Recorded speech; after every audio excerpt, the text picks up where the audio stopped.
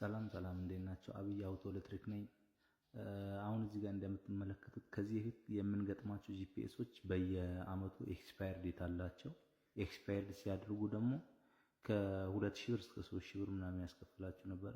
አሁን ይሄ ግን ለ10 አመት ያህል ማለትም 2025 ይላል። ኤክስፓየር ዴቱ ደግሞ 2035 ይላል።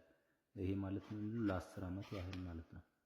እና ለየት የሚያደርጋት ነገር መጠኗ ሳይዟ ምናምን አነስ ያለች ነት። ይሄ መቆራረጥ ምናምን የማስቸገር ነገር የላትም። በጣም አሪፍ እቃ ነች።